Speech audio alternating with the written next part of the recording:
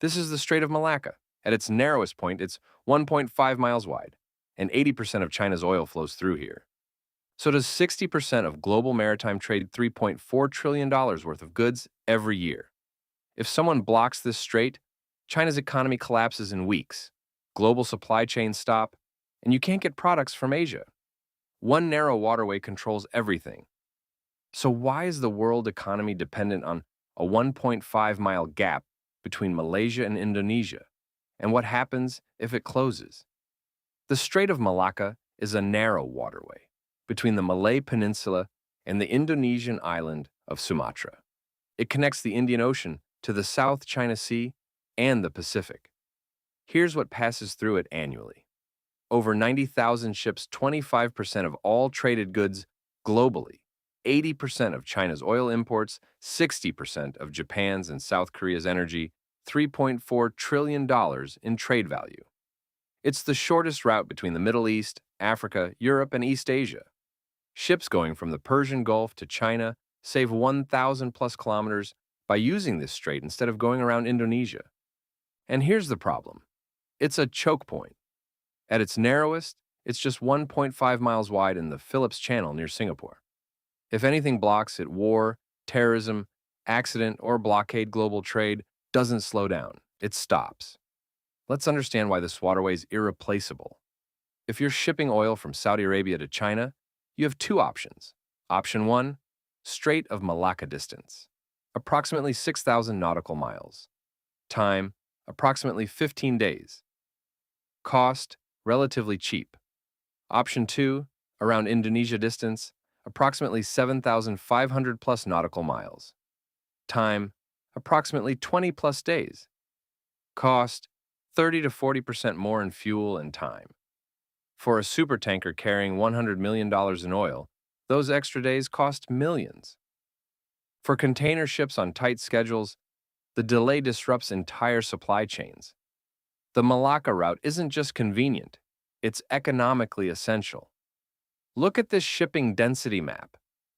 The Strait of Malacca is one of the most congested waterways on Earth. At peak times, over 250 ships pass through daily. That's one ship every 6 minutes.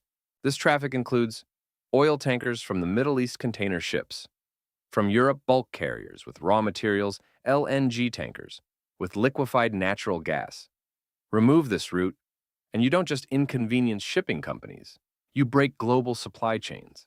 Factories in China run out of oil. Electronics manufacturers can't ship products. Energy prices spike worldwide. Now let's talk about China's nightmare, the Malacca Dilemma. China is the world's second largest economy and largest manufacturer. It imports 70% of its oil and 40% of its natural gas. And 80% of those energy imports pass through the Strait of Malacca. Here's the problem. China doesn't control the strait. Singapore, Malaysia, and Indonesia do. And in a conflict with the United States, the U.S. Navy could blockade the Strait of Malacca and strangle China's economy without firing a shot at Chinese territory. Imagine this scenario. Tensions between the U.S. and China escalate over Taiwan. The U.S. doesn't invade China or bomb Chinese cities. Instead, U.S. Navy destroyers park at the Strait of Malacca and turn back every tanker heading to China. Within weeks, Chinese oil reserves start depleting, factories slow down or shut down, power plants reduce output. Transportation costs skyrocket, economic crisis begins. China's military can't do much about it. The strait is 2,500 kilometers from mainland China. Their navy would have to fight through hostile waters to break a blockade. Meanwhile, the U.S. Navy operates from bases in Singapore, Diego Garcia, and Guamal, closer to the strait than China is. China knows this vulnerability. That's why they're spending hundreds of billions on the Belt and Road Initiative, trying to build alternative routes that bypass the Malacca Strait entirely. China's attempts to escape the Malacca Dilemma. 1. Pakistan-China pipeline route. From Gwadar Port in Pakistan through the Himalayas to Western China problem. Goes through Pakistan and over mountain ranges. Reality. Hasn't solved the problem. Can't replace maritime shipping volume 2. Myanmar pipelines route. from Myanmar's coast to Yunnan province in China. Problem: goes through Myanmar capacity. Limited: handles a fraction of China's oil needs. 3. Russia pipelines route overland from Russian oil fields. Problem: makes China dependent on Russia. Limited capacity. Reality: helps, but can't replace Middle Eastern oil volume. 4. Arctic route along Russia's northern coast as ice melts. Problem: only ice-free 3 to 4 months per year.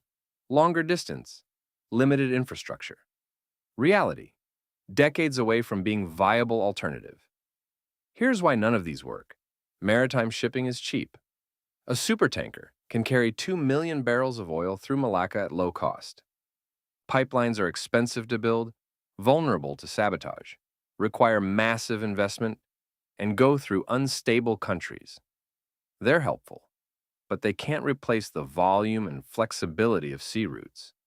China has tried for 20 years to bypass Malacca. They've spent hundreds of billions, and they're still 80% dependent on it. That tells you how hard this problem is to solve.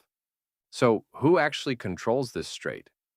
On paper, Malaysia, Singapore, and Indonesia share sovereignty. They're responsible for safety and navigation. In reality, the U.S. Navy has enormous influence.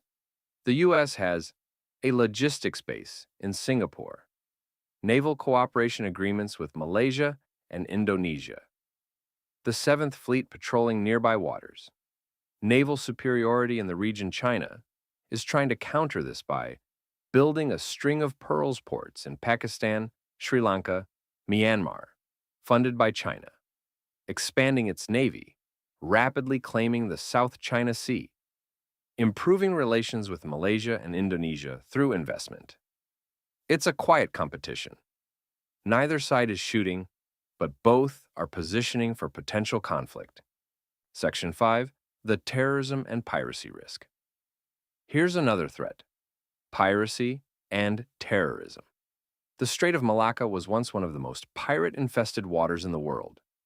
In the early 2000s, there were 100-plus piracy incidents annually. Oil tankers, cargo ships, and even naval vessels were attacked. Malaysia, Singapore, and Indonesia created joint patrols that reduced incidents dramatically, down to single digits per year by 2010. But the threat hasn't disappeared. A terrorist attack on a tanker blocking the narrowest point could shut down the strait for days or weeks. The economic impact would be catastrophic. Singapore has become the de facto guardian of the strait.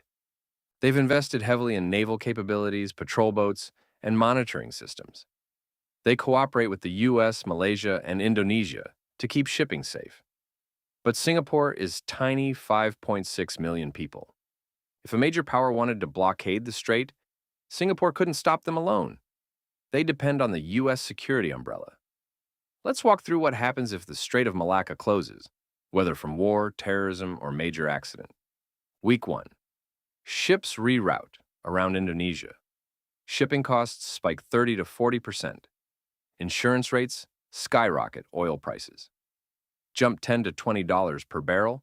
Week 2 to 4. Chinese factories start experiencing oil shortages. Electronics, manufacturing slows. Container ship delays cause product shortages globally. Energy prices in Asia surge. Month 2 to 3. Global recession begins.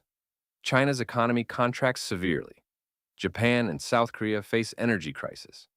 European manufacturers can't get components from Asia. Month 3 plus. Supply chains completely reorganize alternative routes, overwhelmed with traffic. Geopolitical chaos as countries compete for limited shipping capacity. Potential military escalation. Economists estimate a Malacca closure would cost the global economy $50 to $100 billion per week. That's not speculation.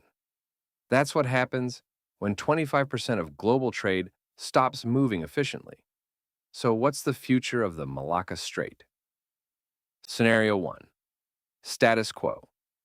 The strait remains open and secure. China continues trying to build alternatives but stays dependent. The U.S. maintains naval presence. Tensions simmer, but don't boil over. Scenario 2. China finds alternatives. Over 20 to 30 years, China successfully builds enough pipelines, rail routes, and Arctic shipping capacity to reduce Malacca dependence to 50% or less. The strategic balance shifts. Scenario 3. U.S.-China conflict war over Taiwan, or another flashpoint leads to U.S. blockade of Malacca. China's economy suffers massive damage.